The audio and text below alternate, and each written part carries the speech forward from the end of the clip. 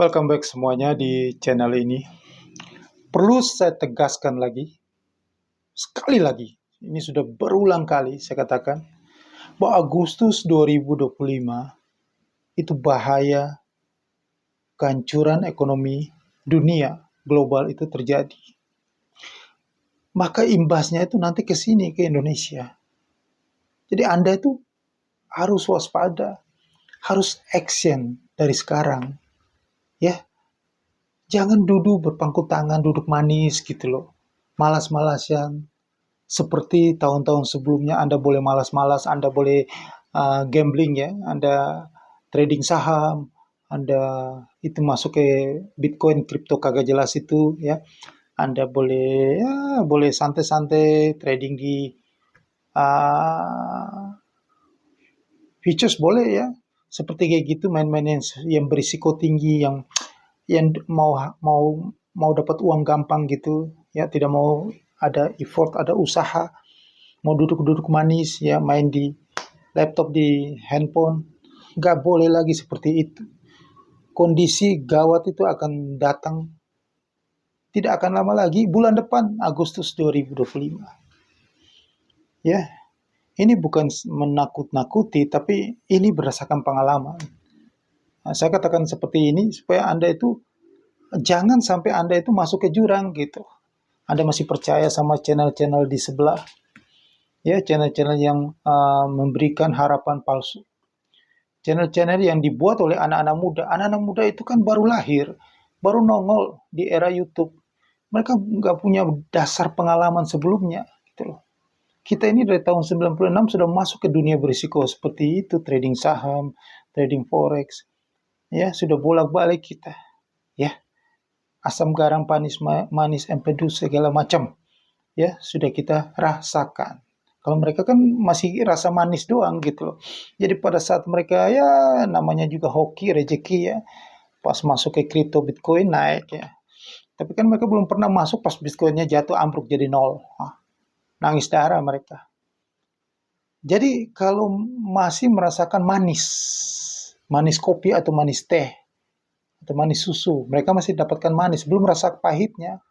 Itu nggak fair kalau Anda belajar dari orang yang masih merasakan manis doang. Dia belum pernah merasakan pahit. Dia tidak tahu pahit seperti apa. Dan dia tidak tahu kapan saatnya manis itu jadi hilang. Nah, tarif yang dikenakan Donald Trump ya ke semua negara, ya, tarif reciprocal ini, ya, perang dagang ini, ya, Indonesia dikenakan tarif yang cukup lumayan besar, ya, 32% waktu bulan April itu, 9 April. Terus katanya ditunda ya, ada negosiasi. Negosiasi 3 bulan pun tetap saja sekarang 32%, malah ditambah lagi 10% nanti. Karena Indonesia sudah menjadi anggota BRICS. Yang masuk dalam anggota BRICS dikasih tarif dasar 10% kena. Terus katanya saya dengar hari tadi ya, Menko Perekonomian yang di Washington DC sana katanya belum diberlakukan, mau ditunda lagi. Itu tetap saja tunda 3 minggu ini tetap dalam negosiasi, tetap saja taruhan kita. Percaya omongan saya. Tanggal 1 Agustus 2025 tetap saja diberlakukan tarif 32% terhadap barang-barang Indonesia ke Amerika ya, tarif impor 32%, dan Indonesia akan dikenakan tarif lagi karena masuk anggota BRICS, jadi tambah 10% lagi. Jadi 42% yang akan dikenakan. Sudah beberapa video saya bahas tentang ini, tarif import ini. Karena ini penting sekali. Jangan Anda anggap ini sepele. Ini tentang hidup matinya ekonomi Indonesia. Supaya Bapak Ibu semuanya, Anda semuanya di sini, Anda jadi warning di sini. Ya, ini bahaya. Yang pasti kita ini kan ada defisit ya, 17,6 miliar US dollar itu kan terhadap perdagangan ke defisit neraca perdagangan dengan Amerika Serikat itu karena ekspor tekstil dan produk tekstil, garment, ya, tekstil segala macam, sepatu, baju pakaian, dan furniture, industri furniture yang untung yang selalu ekspor ke Amerika Serikat sana. Nah kalau itu tarifnya udah tinggi, ya barang-barang kita udah nggak laku lagi di Amerika. Ya kan orang Amerika akan beli barang Indonesia dengan harga yang tinggi, ya nggak akan dibeli lagi. Maka matilah industri-industri tekstil di Indonesia dan industri furniture, dan itu ekspor ikan udang itu juga akan terhambat, akan mati juga. Maka disitulah lapangan kerja yang paling banyak ya di industri tekstil, furniture, dan pengalengan ikan, ekspor ikan dan segala macam, penangkapan ikan itu, udang, ya. Maka PHK itu makin banyak. Makin banyak saja PHK setelah bulan Agustus 2025. Jadi apa? Kalau PHK makin banyak, ya ekonominya makin terpuruk. Masa kagak tahu sih yang kayak gitu doang. Ya, jadi itulah yang akan terjadi nanti. Harus diwaspadai. Jangan bengong aja. Ya, pangku tangan aja, merasa aman-aman aja. Anda itu merasa aman-aman aja gitu loh. Karena dolar belum melonjak, belum saatnya dia melonjak. Ya, belum naik tajam. Belum, karena nanti Agustus 2025. Dan harga emas belum naik tajam. Dan Donald Trump itu saya kasih tahu, ya, memang sengaja dia mau bikin hancur ini ekonomi di Asia. Lu kagak ngerti ya, gue kasih tahu. Itu politik itu gak mungkin gue bocorin di sini, di YouTube. Yang jelas, dia ini ujung-ujung bermuara. Semua ini adalah perang melawan BRICS. Ingat, perang melawan BRICS. Karena tujuan BRICS adalah untuk melemahkan dolar. Itu Trump dalam beberapa kali pidato dia selalu mengatakan bahwa BRICS itu tujuannya adalah mau mengganti dolar. Mau menjatuhkan dolar. Mau membuat satu mata uang tandingan. Sehingga dolar jadi lemah, bukan menjadi cadangan devisa lagi. Sedangkan Donald Trump, tujuan dari Amerika adalah untuk membuat dolar itu, setiap presiden Amerika yang naik takhta, yang pegang kekuasaan, selalu punya tujuan, yaitu apa? Untuk membuat mata uangnya, dolar itu menjadi cadangan devisa dunia. Itu poinnya. Semuanya ujung-ujung ribut-ribut ini poinnya ada satu. Di video saya, Anda kalau runut ya, scroll ke bawah video saya dari tahun 2021 sampai dengan sekarang, itu nggak jauh bicara tentang dolar adalah cadangan devisa dunia. Dolar adalah yang membuat dunia ini ekonominya bagus, dan tidak adalah bagaimana likuiditas dolar itu. Itu saja. Kuncinya adalah dolar. Nah, Amerika itu mau dolar itu menjadi cadangan devisa dunia. Ngerti orang? Nah, kalau ada pengganggunya, penyeimbang ini, BRICS ini, kalau BRICS ini makin hari makin besar, makin maju, ekonomi negara-negara yang tergabung di dalamnya, makanya kita ini ikut-ikutan Mr. PS ini masuk ke, bahwa negara kita masuk ke BRICS, maka kita akan dibenci Amerika Serikat. Itu udah pasti. Karena kita masuk ke gerbong yang mau melemahkan dolar, maka dia akan balas, bikin negara kita ini akan ambruk setengah mati dan terpaksa butuh dolar kita. Nah, di saat kita butuh dolar ini, maka kita diatur dengan dolar. Kita punya cadangan devisa dolar lagi, kita kejar cadangan devisa dolar lagi. Akhirnya dolar tetap dibutuhkan. Begitu caranya. Negara-negara Asia ini, ntar lagi dolar akan naik, mampus. Negara akan terjadi krisis moneter Asia. Sejarah berulang kembali seperti yang terjadi pada tahun 1997, 1998. Di mana itu terjadi krisis moneter Asia. Jepang yang begitu sombong beberapa bulan yang lalu menjual semua surat utang Amerika Serikat. Sekarang Jepang dikenakan tarif 25% tarif impor.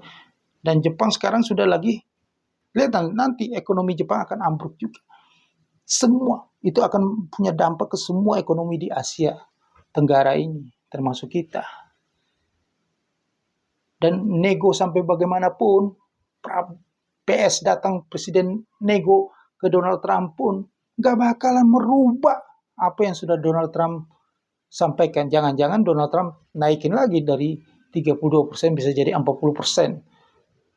kalau dia sudah marah. Karena tujuannya supaya kalian itu bangkrut dulu ekonomi negara Asia. Plus, kalau Asia itu semua bangkrut, akhirnya kena dampaknya juga ke China. Itu tujuannya. Masa kagak ngerti? Tujuannya gitu, supaya China juga ambruk. Akhirnya negara yang kumpul-kumpul itu dalam BRICS itu yang mau bikin hegemoni baru, yang mau tandingin Amerika Serikat, Barat ya, yang mau bikin mata uang tandingan, yang mau mengganti posisi dolar sebagai cadangan devisa dunia, itu akan batal semuanya, tidak jadi. Karena apa? Karena ekonomi mereka lemah. Bagaimana mereka mau bikin satu mata uang? Itu harus ada persamaan PDB-nya. Salah satu indikatornya PDB-nya harus sama. Seperti negara-negara di Eropa sana juga, kan susah untuk menyamakan ekonomi dari negara-negara itu untuk membuat satu mata uang bersama gitu.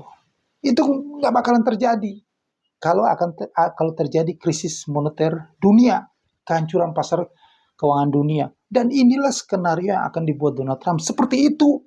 Masa Anda kagak ngerti? Masih banyak, tapi saya nggak mau bocorin di sini. Enak aja dapat ilmu gratis. Ilmunya yang saya kasih gratis ke Anda adalah di saat kondisi seperti ini, Anda harus punya usaha sendiri. Punya usaha sendiri. Anda harus menggantungkan hidup Anda dengan usaha Anda sendiri. Nah, kalau usaha sendiri itu memang butuh modal yang besar. Tidak semua orang bisa. Makanya hanya orang-orang tertentu saja yang bisa. Hanya 10%. Dari parity ya 10% saja. 90% tidak bisa. Itulah ketidakseimbangan yang terjadi selama ini. Karena untuk punya usaha harus butuh modal yang besar. Karena apa? Dia harus investasi yang besar dulu. Makanya hanya orang-orang tertentu saja yang punya koneksi, yang koruptor yang bisa. Karena dikorupsi dulu, dia maling dulu, dapat duit banyak, bisa dia. Gitu loh. Kalau Anda dari bawah yang kerja jujur-jujur, kagak bisa. Harus jadi orang koruptor. Makanya negara ini penuh dengan koruptor-koruptor. Gak peduli mereka disebut koruptor, yang penting kaya. Begitu, lihat orang kaya-kaya banyak itu korupsi dulu dia. Maling dulu jadinya. Kalau Anda mau hidup benar, tidak bisa dengan cara seperti itu. Ada cara yang benar, cara yang smart. Supaya Anda bisa punya bisnis, walaupun Anda dengan modal kecil. Yaitu apa? Anda berbisnis di sistem yang sudah jalan. Yaitu Anda masuk ke franchise. Sistem franchise. Kita yang punya investasi dengan modal yang besar, miliaran, di bisnis yang besar, kita bangun sistemnya, kita yang atur semuanya, risiko di kita. Anda tidak ada risikonya. Anda beli franchise 1 juta. Beli franchise One Mas Boutique. Franchise online, jual logam mulia emas. Ya. Anda cuma 1 juta. Ya. Risiko rugi apa? Tidak ada rugi. 1 juta itu seumur hidup Anda punya toko itu. Anda sudah punya toko online dengan sistem, dengan investasi yang besar yang sudah ditanggung, dikelola, dihandle oleh kantor pusat. Anda sudah sama dengan kita. Setelah Anda bayar, beli franchise 1 juta, Anda sudah sama, Anda punya sistem itu. Ingat, Anda sudah punya sistem itu hanya dengan modal 1 juta. Saya ulangi lagi, Anda tidak perlu modal miliaran untuk bisnis ini. Bisnis yang modalnya miliaran, Anda hanya cukup dengan 1 juta, Anda sudah punya bisnis ini. Resikonya Anda tidak ada. Karena 1 juta itu Anda sudah punya toko itu. Toko itu akan ada terus sepanjang bisnis ini hidup. Selama-lamanya seumur hidup Anda, sampai Anda masuk ke liang kubur, sampai keturunan Anda. Bisnis ini masih ada. Selama bisnis induknya, franchise itu masih hidup. 1 juta. Tetap hidup. 1 tahun misalnya Anda sudah beli franchise, Anda malas, dasar pemalas, Anda tidak mau kerja apa-apa, Anda diam aja. 1 tahun, Anda tidak rugi. Anda punya toko tetap ada jalan. Selama bisnis ini jalan. 1 tahun Anda bisa jalankan lagi. Ruginya apakah ada? Tapi kalau yang investasi besar, yang induknya itu rugi. Harga bisa naik turun, dia investasi besar, dibayar karyawan, dibayar urus sistem administrasi, dia urus pengirimannya, segala macam pajak, segala macam, itu rumit, itu tanggung risikonya. Anda nggak ada risikonya. Inilah bisnis yang paling terbaik yang saya berikan kepada Anda. Semoga Anda itu punya otak encer. Anda bisa mikir ke sana. Mikir ke, kalau Anda suka hitung-hitungan, mikir keuntungan, inilah keuntungannya. Anda nggak ada risiko ruginya. Karena ini toko ini melekat di Anda terus sampai seumur hidup Anda. Tapi kalau Anda coba dengan 1 juta, ada seorang dari subscriber juga ya barusan telepon saya nanya, mau mau tanya saham, mau beli saham apa yang bagus. Saya bilang, jangan lihat itu, lihat itu orang begitu pintarnya ya, itu orang pintar. Mau melakukan sesuatu yang dia tidak ngerti. Tanya mau masuk saham, ada uang. Bukannya beli franchise ini. Yang sudah tinggal jalan bisnis mau masuk saham. Itulah nama orang pinbo gitu ya. Pintar-pintar beli saham. Orang saya bilang saya tinggalkan saham. Ngapain trading saham? Anda suka judi, itu berjudi suka. Saham begitu banyak. Ya. Percaya YouTuber sana sini ngomong, orang yang ngomong anak muda lagi dipercaya. Yang masih baru lahir nggak ada pengalamannya. Ya. Trading saham, lu sampai mampus juga gak bisa kaya. Mau kasih tahu itu. Lah itu kan barang-barang yang dikelola, yang bukan Anda yang kontrol sendiri, yang bikin harga naik itu adalah para bandar, bukan Anda. Sudahlah. Tapi suka hal-hal yang kayak gitu. Karena apa? Karena ikut tren, ikut apa? Temannya. Sukanya begitu orang Indonesia. Ada money game, temannya suruh masuk, sama-sama ikut gerbong temannya. Disesatin sama temannya. Karena apa? Karena knowledge-nya kurang. Karena makanya Prabowo ini benar punya sistem apa, bikin makan bergizi gratis programnya. Karena memang dari kecilnya kurang MBG. Jadi begitu nggak encer otaknya. Ya harus saya ngomong kayak begini. Karena dikasih barang yang bagus, tapi milih yang risiko. Trading saham. Dan dia tidak mengerti itu saham. Tapi dia mau masuk ke risiko. Coba Anda pikir sendiri. Masuk ke kripto lagi. Astaga. Asal yang penting ikutan. Ikutan tapi dia sendiri tidak ngerti. Itu barang-barang yang itu semuanya. Itu berisiko. Kenapa tidak ada dalam rumusnya? Anda boleh tanya ya. Di semua agama manapun. Atau ditanya sama orang tua Anda. Atau orang-orang yang sudah sukses lah. Nggak ada dalam sejarah ceritanya. Orang cuma duduk-duduk manis, nggak kerja. Terus bisa beruntung, bisa sukses. Kagak ada. Jadi kalau Anda belum cukup uang, kalau Anda mau trading saham, mau main saham, istilahnya gitu, atau mau investasi saham, itu semuanya menguntungkan di jangka panjang, bukan jangka pendek. Nah kalau Anda uangnya pas-pasan, nggak bisa Anda tunggu bertahun-tahun, berharap duduk manis, nggak kerja apa-apa, tunggu uang Anda itu bertambah. Nggak bisa. Akhirnya Anda menafsu mau trading. Dan trading itu tidak pernah untung. Itu rumusnya. Jangan bermain api, jangan bermain risiko. Saya belum bisa katakan ini karena saya sudah dari tahun 1996. Anda belum lahir. Saya sudah kenal dunia risiko seperti itu. Ya. Tidak ada menguntungkan kecuali Anda cemplungin, tunggu sampai bertahun-tahun. Mana mau Anda seperti itu? Anda butuh uang kan? Kalau butuh uang setiap hari, karena uangnya masih pas-pasan, jangan mengikuti cara orang kaya. Trading saham, ya, beli logam mulia simpan, ya. Itu cara-cara orang kaya, ya. Beli surat utang, obligasi. Anda kalau uangnya pas-pasan, butuh hidup hari-hari, Anda harus bisnis. Karena bisnis itu tiap hari Anda dapat duit, Nah, Anda beli franchise ini yang bisnis orang kelas mewah, orang atas yang beli logam mulia emas, ya. Daripada Anda beli logam mulia emas, Anda bisnis. Tiap hari ada orang yang beli, ada orang yang bergabung, beli franchise-nya, Anda dapat referral. Tiap hari dan kita langsung bayarkan Anda hari itu juga, detik itu juga. Ada barang yang bagus kayak begini, mikir lagi. Milih yang berisiko. Coba lihat, manusia ini otaknya di mana gitu loh. Lebih suka yang berisiko, yang tidak pasti daripada hal-hal yang pasti yang bisa dapat uang tiap hari. Kenapa dia milih yang berisiko itu? Karena yang berisiko itu dia cuma duduk manis, lihat main di HP. Nah, karena dia malas. Jadi inti dasarnya adalah Anda itu pemalas. Nah, orang-orang yang pemalas itu ujung-ujungnya penyesatan, rugi. Sesat dia nanti. Saya kasih tahu. Semua lagi yang beli-beli logam mulia emas itu level orang kaya. Jadi kalau harga emas dunia turun atau apa, kagak peduli dia. Orang duitnya banyak. Kalau Anda yang pas-pasan, Anda paksa diri mau gaya-gaya keren-kerenan beli helm Antam, nanti harga mentok turun, nangis darah Anda. Anda bisnis, Anda jual supaya orang beli masuk ke kantong Anda. Itu cara yang cerdas. Saya berikan cara yang cerdas ke Anda. Tetapi Anda memang dasarnya kurang MBG, nggak milih cara yang cerdas ini. Heran gue. Pakai cara apa supaya Anda itu lebih gimana ya? Ngapain Anda harus bela-bela nih beli itu logam mulia itu?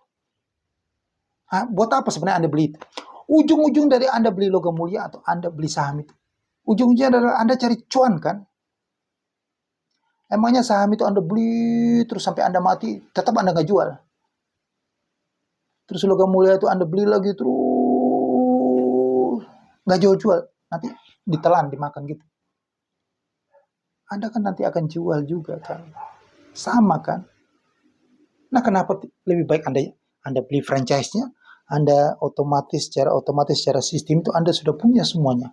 Dari setengah gram sampai 1 kilo. Terus teman Anda ada beli. Anda udah jual pada barang yang Anda tidak punya. Anda tidak miliki. Yang miliki ada kantor pusat, Anda sudah jual. Anda dapat keuntungannya. Anda dapat uang kan? Setiap hari Anda bisa lakukan gitu. Bahkan Anda, kalau secara ekonomi, Anda tidak mampu beli 1 kilo logam mulia emas karena harganya sudah hampir 2 miliar. Tetapi Anda punya peluang bisa jual logam mulia emas 1 kilogram. Kalau Anda punya bisnis butik emas ini, franchise logam mulia emas ini, Anda dapat keuntungan dari situ. Tanpa Anda beli emas 1 kilo. Coba. Ini kan cara yang paling cerdas. Cara yang pintar dan tidak berisiko. Tapi Anda milih yang berisiko. Padahal nggak mau risiko. Tapi milih yang risiko. Itu karena intelektual Anda, kecerdasan Anda nggak ada. Gitu loh. Makanya itu udahlah, Anda hubungi saya di 0813-9846-9746. Saya ulang lagi, 0813-9846-9746. Atau ada nomor saya di WA sini ya, di bawah video ini, deskripsi video ini. Anda bisa lihat, Anda hubungi saya. Hubungi dan telepon. Kalau Anda cuma chat, itu Anda tidak serius. Bisnis itu tidak bisa kita chat. Kita bukan pacaran di sini. Kita butuh penjelasan yang detail dan jangan mengganggu saya. Kalau Anda dengan chat itu, saya tidak punya waktu untuk chat-chat Anda. Anda telepon, bicara singkat jelas, selesai. Ya, telepon saya di 0813-9846-9746 kalau Anda serius mau dapat peluang usaha, mau dapat peluang bisnis. Saya tidak layani chat, saya layani telepon. Oke? Ya, itu. Kalau Anda ingin merubah hidup Anda lebih cerdas lagi, dapatkan uang bisa setiap hari, yaitu Anda harus jalankan bisnisnya. Dan bisnis ini nanti, pada saatnya momentumnya adalah pada harga di atas 1 bulan Agustus 2025. Kalau Anda sekarang sudah memiliki franchise online jual logam mulia emas, ya One Mas Butik ini, Anda punya toko emas atau butik emas ini, orang akan datang cari Anda dan Anda tinggal menerima uang masuk ke kantong Anda. Anda tidak keluar uang. Kalau Anda beli saham, Anda beli LM Antam, Anda yang keluar duit, terus Anda stres tunggu harganya naik atau turun. Tapi ini Anda duduk, Anda tinggal promosi saja. Promosi saja Anda tidak mau. Hati-hati Anda jiwa pemalas kayak gini, promosi aja tidak mau. Kedepannya nanti, itu bos Nvidia, Jason Huang itu, sudah ngomong bahwa kedepannya robot AI ini akan mengganti semuanya. Pekerjaan-pekerjaan manusia, pekerjaan administrasi apa, tidak ada lagi. Semua pakai robot. Mau, Anda masih malas lagi, Anda kehilangan pekerjaan. Oke, jangan lupa subscribe channel YouTube ini. Sukses untuk Anda. Jangan lupa hubungi saya supaya Anda bisa dapatkan bisnis yang luar biasa dalam hidup Anda dan Anda bisa memberkati banyak orang di luar sana. Sukses untuk Anda.